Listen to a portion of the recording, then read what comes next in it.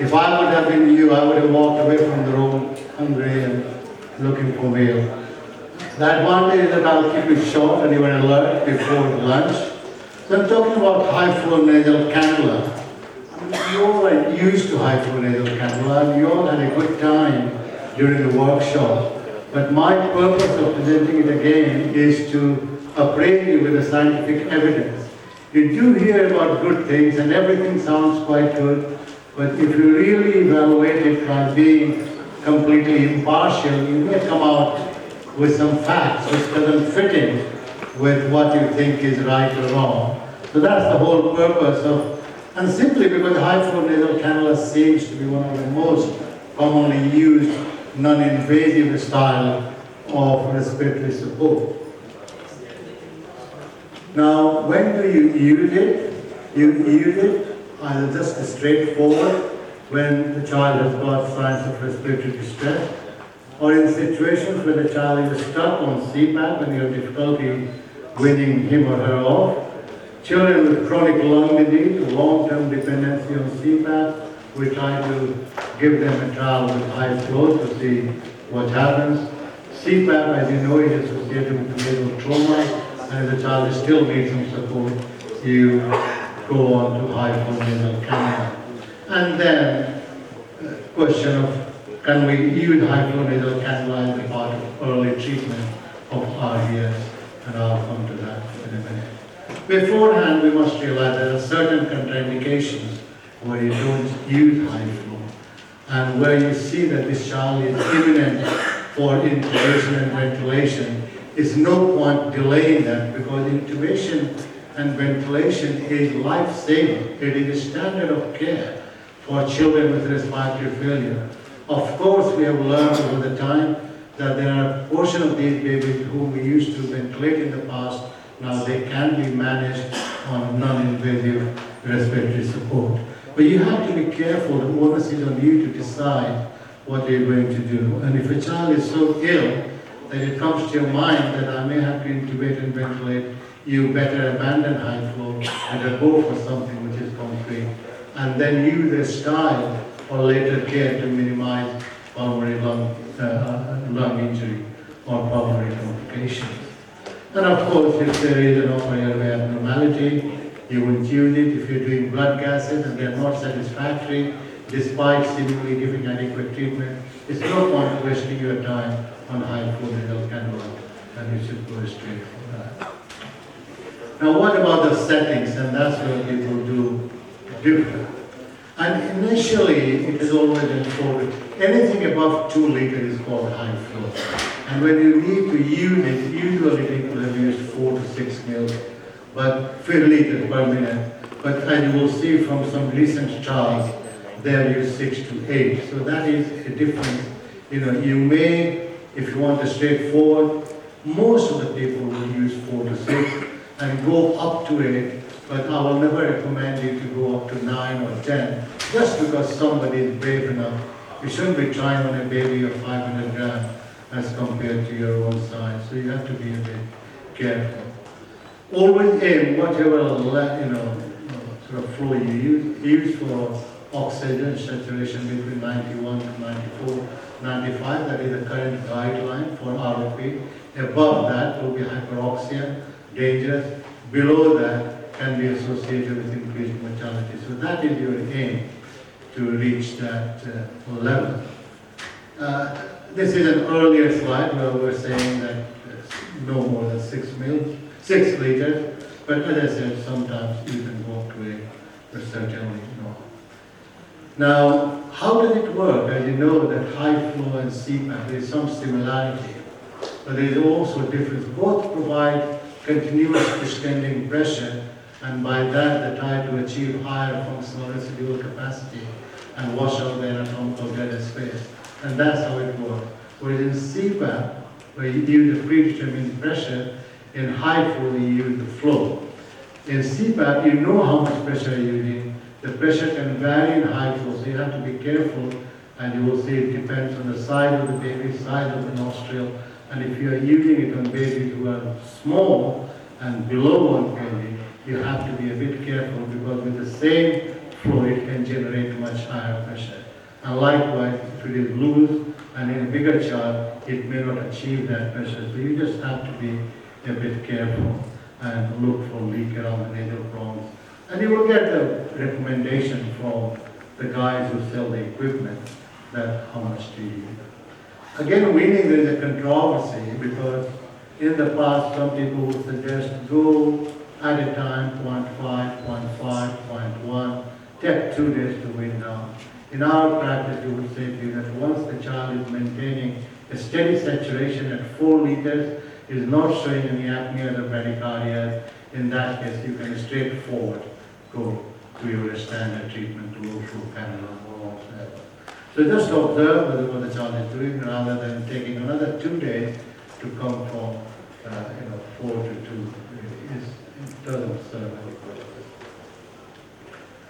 I explained to you that high flow nasal cannula. It's important to know what is the difference because different types of non-invasive respiratory support. Because if you classify non-invasive, they fall into 2 groups. The one group comprises of CPAP and high flow, which does provide extending pressure and increase FRC. It doesn't provide additional breath as compared to another group where it is non-invasive positive pressure ventilation. Either you can use a conventional ventilator to give a delta P of 10 to 12, or you can go on a small delta P as you get in bypass and sidepass. So you can use, but there you do have to set the CPAP level, and on top of that you set another level so that whenever there is a trigger or as you set on the machine, it will do that. As compared to that, if you use CPAP and high flow, you just provide one level of support. And if the child is not showing any respiratory drive, it is dangerous to use either CPAP or nasal flow in those babies who are not showing or who are having multiple apneas and bradycardia, where there is respiratory instability. This may not work as well as the other group. So that needs to be looked at. Now what about the scientific evidence? You need to be careful because when you are reading, you need to decide what does this paper say. Is it talking about use of that modality, for example, high flow nasal cannula, for facilitation of post-extubation period where you have extubated the child and put on a straight foot on high flow, or you can use from CPAP. There is 1 or 2 studies suggesting that when we start CPAP, we start weaning off to high flow and see whether that makes any difference. And the third is the primary support, where you are using high flow nasal cannula just as a part of the initial treatment. Once the child is born and once you see, or once you have the first sign of respiratory distress, you try to use it. So these are the 3 different categories. Of course, there are different types of the studies. You might have heard that most of these studies are based on inferiority design, which is completely different from parallel, randomized control trial where you use a null hypothesis. Now in inferiority design, it only shows you that it's not inferior than what you are comparing with. But it doesn't tell you that it's the same, it doesn't tell you it's better, it only tells you about the safety, that I can use it because it has a similar effect on, So these are the 3 different types of evidence, and you need to look at that. So let me show you first the high flow versus CPAP in post-extubation period. And a good study, and this was a meta-analysis systematic review by the Australian group, and where, as I said, they were looking for high flow nasal cannula for respiratory support and review. And they used, the results are much better because in a systematic review, you are better off using forest chart. And it's quite simple. The red vertical line is the odds ratio. If the effect is on the left, it helps, for example, in this case, high frequency. If it goes to the right, it favors CPAP. And then you look at those diamonds, the small diamonds and the big diamonds, they just tell you about the size of their study and what was the difference. But in the end, it is the bottom line. Really, strictly speaking, you go to the bottom and see where the diamond lies. And if it crosses the line of unity, the vertical line, or if it touches it, it's not statistically significant. To be statistically significant, the diamond has to be either on one side or other side. Then only you can say that whether it works or not. And as you will see in this study, the definition of treatment failure, the primary outcome measure was that failure below 7 days since the babies were sort of tried. And as you will see at the bottom, the diamond is a very minor difference between two groups, that is a high flow and CPAP. And the diamond is small, is touching the cross line, and statistically it is not significant. Again, they also looked at the re-intubation. Again, as you can see, it crosses the line and it doesn't show any difference between the two modalities. Death or BPD, again, just look at the bottom line, look at the diamond, it is crossing the line, and again, it's showing there is no difference between death and BPD. Pneumothorax, there did seem to be some advantage or very strong trend in terms of in favor of high flow as compared to CPAP. But it's very difficult to say because both provide distending pressure, both are liable to pneumothorax. And in this study, however, it did show that there was slight improvement in terms of the nasal trauma. Of course, we know that there was a much lower incidence. It favored high frequency, high flow nasal cannula. But the incidence of nasal trauma was much less and significantly less in high flow as compared to CPAP. So in conclusion, based on the findings of this comparison, which was done to see the efficacy of high flow during extubation period, that there was no difference whatsoever between the two, and they said that they are, again they use the inferiority trial, just saying that high flow is no worse than CPAP. That's it. And that gives you some confidence that it is safe to use it, and if you wish, you can use that. However, if you are using high flow, you must have a backup. The backup will be either you go on CPAP, because CPAP is well tested, tried in this situation. All the previous data suggests that is a part of the extubation process. CPAP definitely reduces failure. So you must have some means to put the child on CPAP if he is not responding on high flow. And some of you then will go on to have intubation and ventilation. So just don't, you must know that if this fails, I must have something to be able to solve this. The care should be taken with a post-preterm infant, particularly baby, most preterm, particularly baby less than 26 weeks. Although you have to be careful, there are different units. One unit may be highly advanced, and for them it is quite easy to handle that. But all units are not the same. What we call in terms of scientific evidence generalizability. I'm just giving a lecture on how to do this, but it is not necessary that somewhere else they will have the same training, they will have the same inclination, they will have the same enthusiasm doing so. So they get good result and publish it, but 2 months where there is another hospital where there are not adequately trained staff, not adequate number, and they may not achieve it. So you have to be very careful. And I will particularly caution you with any form of non-invasive. You may all be old, but this is from experience, that babies below 26 weeks, just be a bit careful. Don't put the baby on that support and walk away. You must have a plan. And the plan includes treatment failure, that what you are giving, are the staff able to recognize that this child is not doing well? Or the nurses come and ask, is he struggling or is he coping? Because then, for example, if a child is working hard, somebody comes and says, oh, looks very strong, not realizing that he's fighting and he needs a different support. So you must have on your unit, on your ward, an agreed criteria that it's quite all right for anybody to start, check the gases or check whatever status of respiratory situation, and then draw a line.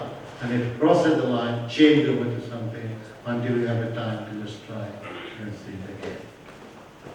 Now the second group, as I said, is weaning from CPAP. Again, there were only 2 studies, very small, they're unit trials, and again they said that there was no difference between weaning and CPAP. But the studies are small, you can't draw any conclusion from that. And as I said, most people wouldn't do that these days. If they will just, ideally they will wean them off directly from whatever method you are using, and that is the best way. So once the child has reached 4 liters, maintaining everything well, good observation, then in that case. So, as I said, using high flow to wean babies from CPAP should be discouraged. Now, this is the most recent one, and only somebody mentioned the doctor from Holland.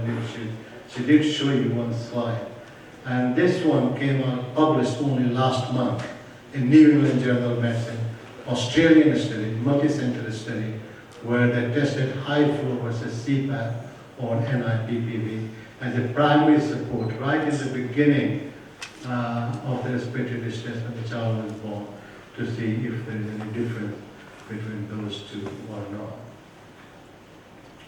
So, again, just summarizing, this is the study. And another interesting, this Callum Robert, the main author, was my registrar, and I sent him to Australia for further training to come back. And once he reached there, not only did he good a study, he tried to stay there. So he's working there, and he published this, and it came out last month. And it does provide you data in relation to nasal high flow cannula versus CPAP to see whether there is any difference between these two or not. And I'll take you straight and so that you can read the details of the study. It's a good study. Again, only snag is an inferiority design, which doesn't give you full answer, but gives you confidence in terms of the safety of the protocol used. And if you want to use a protocol, and it's a very standard advice I will give to you, that if you're looking for a protocol on a unit and you want to know how to do it, look at the biggest studies, what protocol they used it. Because they will always use it very tested, well scrutinized sort of process. And if you use it, you are likely to have some standard format. Again, this was the inclusion criteria, babies between 28 to 36 weeks. They didn't use 24, 25. So this is for 28 to 36 weeks who were supposed to be suitable for this study, who did not have any previous endotracheal ventilation, and the process on the decision to put them on support was made by the attending clinician. As I said, the exclusion criteria was that if there was a requirement for intubation ventilation, if they're already meeting treatment failure criteria, because in all the studies, and that's what I said that in your own practice as well, it's very important to define the treatment failure because it allows you to identify if your treatment is working or not. So that's an important. And the non-major congenital anomaly, or the child has pneumothorax, or the child had already received more than 4 hours of CPAP, these babies were not included because they would have contaminated the result. So they just kept it clean, straight, and they did not include in that. In contrast, what I was saying 4 to 6 in this study, they used 6 to 8 liters per minute, and as you know, there are different devices. The one commonly used is the OptiFlow Junior or Precision Flow. They were cannulated, the size of the cannula was chosen according to the manufacturer's guideline, and maximum flow was 8 liters per minute. They won't allow you to go. In the control group, that is the CPAP, that is the standard treatment they were comparing with, the initial pressure was maintained at the same, 6 to 8 centimeters. They were being given CPAP through any means like ventilator or bubble or variable flow. They used short binasal pumps or nasal masks, and the maximum pressure again was 8 centimeters of water. Primary outcome was treatment failure within 72 hours, and treatment failure meant that if they required more than 40% oxygen, or if the blood gases are poor with hypercapnia and decompensated pH, or if they showed any signs of apnea, this was deemed as a failure, that this is not working, whichever mode you are using. And in that case, there was a provision to move the baby into another group. And they recruited over 2 years period, 583 infants. they're deemed to be suitable for analysis by the Data Safety Committee. And here are the results. The primary outcome was treatment failure within 72 hours, high flow nasal cannula on the left, CPAP on the right.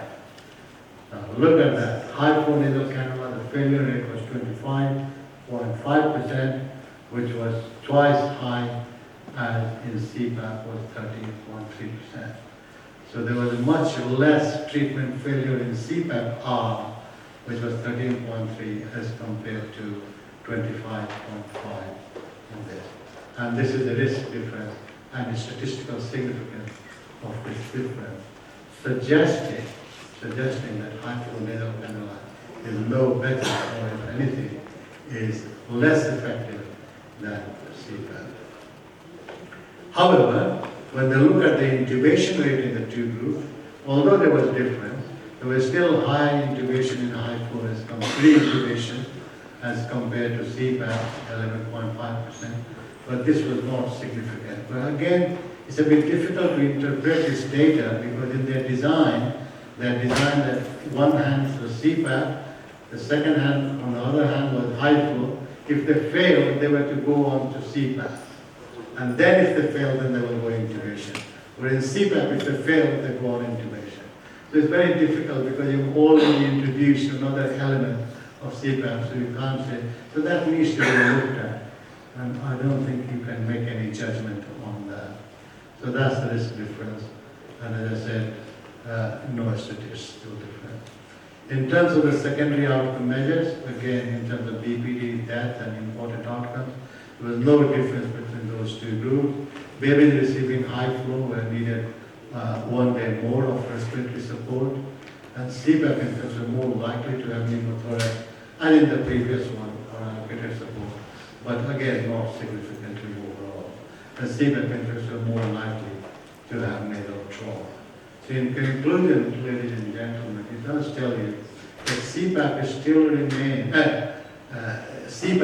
remains the gold standard of non-invasive form of respiratory support. But you do have other means, and they have been shown to be non-inferior to CPAP. So the choice is yours, and I will suggest to you that that is the important part. Your unit, it shouldn't be like that. If there are 5 doctors and they all using 5 different methods. You all need to sit down with a cup of coffee, decide for the unit that what is your protocol. If everybody does follow that, you are likely to minimize the adverse events. So use a primary high flow with rescue CPAP results in no difference in intubation rate, as I showed to you. So what is the conclusion? The conclusion is that we are getting increasing experience. We have now quite a few publications, and if you combine them, quite a few numbers. And as I said, according to all situations, as a primary mode, as a supportive mode, and So there's quite an increase in experience in Rijal for using it. But on the basis of the result, and particularly the last result, there is still some degree of uncertainty in terms of safety, efficacy, and optimal flow. That doesn't mean that I'm not telling you to discard, you use it, but to realize it, be conscious of the fact that there are still some issues which are not clear. And if you have to rely on that as a life-saving device, it helps you to make decisions. Should you go for that, or should you go for something different, which is well recognized? You have to save the life first, and then only you have to look for. Of course, the goal should be yours. So available information does not support high flow nasal cannula as a standard of treatment for non-invasive respiratory support. So what is the practice point? In our day-to-day life, based on evidence what I showed to you, and based on opinion from many of you who have far more experience than me, that there are some important considerations.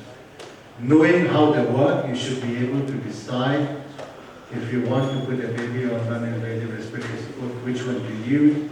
You need to look at and be assured what optimal flow you are using on the unit, what is your weaning protocol, have you defined the failure criteria to know whether it is working or not, prong size and devices. It's very important. Unless you know your machine, you won't be able to get best out of that. And ladies and gentlemen, still there is scope of further research trying to answer this question. There are a couple of suggested readings. The one from Seminar in Fetal and Neonatal Medicine 2016. That issue, Harish Kirpurani, he edited that. That describes all different types of non-invasive support. So I would recommend you to read that article. And the last one which I just quoted to you, that was in New Medical Medicine in 2016. Thank you. Thank you very much, sir. Very convenient, traditional HFNC correctly. Thank you very much. Thank you. Any question from the audience? Yes. Why do you use high flow system in if CPAP is available? Why should you use YouTube? It's a personal choice. There are some advantages because, the key ones were that it seems to be easier to use than CPAP. Because in CPAP, you have to put on the face an interface which covers. If you remove that, it looks more Himalayan. Mother and nurses are much better in a position to interact with the baby and bonding and all those things. So it's considered to be safe and allows proper bonding, proper thing, and people feel that that's their choice. Sir, we cannot use by nasal cannula CPAP with nasal cannula. Yeah, nasal cannula, you have to use. No. CPAP is an entirely different way to use it. As I say, in CPAP, you set a pressure that drives an amount of gas in the lungs and keeps it distended. Whereas in high flow, you use the flow, and that causes sort of rise in pressure in the posterior. So the flow regulation is in high flow as compared to pressure. But both are trying to achieve the same thing. They're trying to do different. If it is pressure regulated or flow regulated, I think it is not. People have measured, but there is no device so that you can measure both at the same time. But in the studies, people have looked at the pressure at the back of the nasopharynx to see how much pressure it is generating. If you use the right cannula, if you use the right side, you can do that. But if you with a leak, like in a big child, and you're not using the right side, the pressure it is easier to use. There's one question in the back. Yes, sir. I wonder, a lot of research has been going on high flow devices, how to use them. But considering that a large population in the world, at least in the developing countries, where there's poor access to the available oxygen in the rural areas, why don't the researchers are taking place on the low flow devices, such as the old time that we used to insert a nasopharyngeal cannula where a very low flow of oxygen would deliver a high concentration of FiO2. The low flow that's what it was used in the past for years and years. Yeah. So why are not research being taken place in these low flow devices? The difficulty is that low flow, when it was traditionally less than 2, people call it low flow. But from previous experience, it has been shown that once you start pushing oxygen, which is not dry, which is not humidified, and if you go once more than 0.6 liters, it causes nasal trauma. So if you're using a high flow, it has to be blended. It can blend it with oxygen, humidified, heated. If you're using a low flow, it's just like giving oxygen through the cannula, which seems to help with the breathing patterns and help in terms of... I need to be more clear in my question. What I meant was exactly the same. Why can't we blend oxygen and air in the low flow devices and deliver it directly to nasopharyngeal cannula so that low oxygen requirements are there? You can try, but I would suggest to you that you try on the machinery first to get an idea of pressure and things, rather than trying... Yes, sir, I don't want to try. My question, why researchers are not taking place in this? We need a lot of research on this so that we can use it based on the authentic results of the research. Yeah, you can use it as an ancillary study to see what happens, because once you know what happens... So can you help us in this research? Pardon? Can you help us in doing this sort of research and guide us? He can help you in the next. Well, you talk to the manufacturer, okay? And they should be able to look into that and what you are proposing. If you talk with them, they will give you. That will be a great help for the developing countries because in rural areas oxygen are not available here. You may not But be they aware. have their own branch where they keep looking for these things.